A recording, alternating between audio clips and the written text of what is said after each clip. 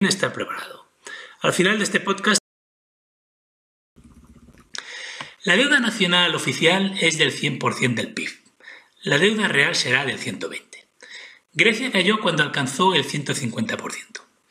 Imaginaos un padre que pide prestado 100.000 euros a un banco, se compra un cochazo y se va al Caribe todos los veranos. Y cuando fallece, sus 2 hijos han de hacerse cargo de ese préstamo. Inconcebible, ¿verdad? Es inconcebible no porque no haya sucedido en la vida real, sino porque sus hijos pueden renunciar a la herencia y no asumir las deudas de su padre. Pero cuando una generación se endeuda, la siguiente generación no puede desentenderse de esas deudas, ha de hacerse cargo de ellas. ¿De verdad esto os parece justo y decente? Y llegamos al meollo de la cuestión. ¿Por qué los banqueros internacionales han procedido de esta forma y permiten que una generación estafe a otra? Ya he comentado que ellos imprimen muchísimos billetes y se quedan la mayoría. Pero la generación afortunada de vivir durante ese proceso no se queja porque a ellos les caen unas migajas muy suculentas. Pues bien, con ese dinero los banqueros van a los distintos países y se quedan con lo mejor de cada uno. Compañías eléctricas y de telecomunicaciones, aeropuertos, puertos, minas, etc. Ellos entregan papelitos de colores a los gobiernos y a cambio los gobiernos les ceden estas valiosas propiedades. Es una estafa coloquialmente conocida como privatizaciones y liberalización de la economía. Luego los políticos embolsarán muchos de esos papelitos de colores y reparten entre el populacho la cantidad que creen oportuna para tenerlos contentos. El resultado de todo este desvarío es que nuestros descendientes se encontrarán con que serán esclavos de unos extranjeros en su propio país, pues los banqueros internacionales se habrán hecho con el control de todas las infraestructuras valiosas y todos los recursos naturales. Alguien podrá decir que estos papelitos de colores tienen un gran valor. Y esto es verdad durante cierto tiempo, hasta que el sistema financiero colapsa. Pero todos los sistemas financieros colapsan tarde o temprano. Y en nuestro caso más pronto que tarde, tal vez a finales de este año. Entonces esos papelitos perderán todo su supuesto valor inicial. Como podéis comprobar, es una jugada maestra. Nos han dado un montón de papelitos de colores y nosotros les hemos entregado los activos más valiosos de nuestro país. ¡Bravo! ¡Bravísimo! Y todo sería muy gracioso y cachondo hasta este preciso momento, en el que la broma se acaba. Cuando un sistema financiero se hunde, las consecuencias son terribles. Hay que reiniciarlo, pero en esta operación muchos individuos y países perderán ingentes cantidades de dinero. Es en este punto cuando muchos de ellos no aceptan esta pérdida y entonces la cosa se pone seria. Las discusiones van subiendo de tono y entonces, tarde o temprano, alguien pierde los nervios y empiezan las guerras.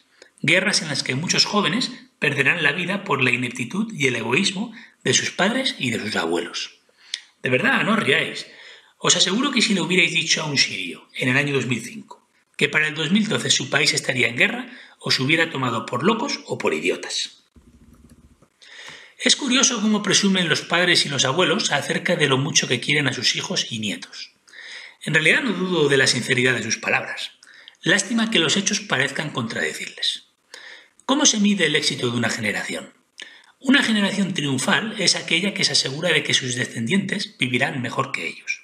A ser su contrario, una generación fracasada será aquellos cuyos descendientes vivirán peor que ellos. Yo juraría que las generaciones que vienen detrás de las generaciones nacidas entre 1940 y 1980 van a vivir peor que las susodichas. Sacad vuestras propias conclusiones. Ya os advertí que este audio no os haría ninguna gracia, pero también dije que no hallaríais aquí ninguna mentira. Lo grave no es que los jóvenes vayan a vivir peor que nosotros a nivel material. Siendo eso grave, lo realmente lamentable es que el mundo está al borde de la guerra. Para los que crean que exagero, 2016 fue el año con más refugiados a causa de la guerra desde la Segunda Guerra Mundial. La OTAN está acumulando tropas sin cesar en los países fronterizos con Rusia, y la península coreana y el mar del sur de China son un polvorín. Puede que haya guerra, puede que no. Si finalmente la hay, probablemente el ejército norteamericano, que es el ejército privado de los banqueros internacionales, vencerá. Entonces reiniciarán el sistema y el juego volverá a empezar de cero. Los banqueros internacionales empezarán otra vez a imprimir dinero a lo loco, se quedarán la mayor parte y repartirán entre la gente lo que estimen oportuno para tenerles contentos, hasta que 30 o 40 años después el sistema financiero se hunda y empiece otra guerra. Cuando esta guerra acabe, el sistema se reiniciará de nuevo y etcétera, etcétera, etcétera.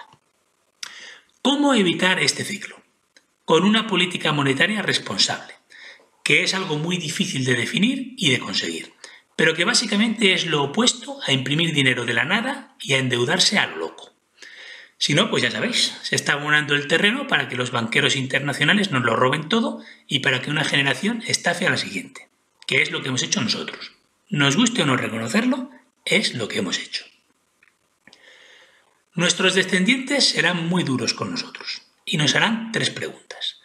¿Por qué permitimos que los banqueros internacionales se hiciesen con el control de la economía? ¿Por qué les dejamos que se llevasen todas las fábricas a China?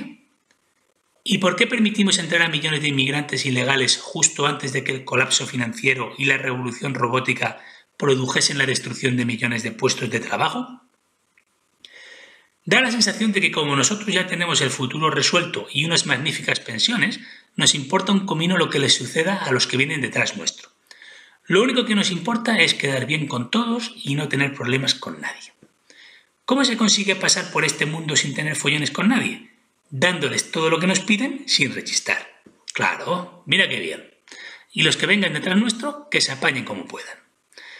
Si los jóvenes tenéis la sensación de que a la gente mayor les preocupa más sus pensiones que vosotros, no vais desencaminados. Es así, tal cual. Pues a la gente mayor le digo una cosa. Andaros con cuidado, porque las pensiones no están ni mucho menos garantizadas. Se acabaron las medias tintas, vais a tener que posicionaros. Una de dos, o apoyáis a los globalistas o apoyáis a los patriotas.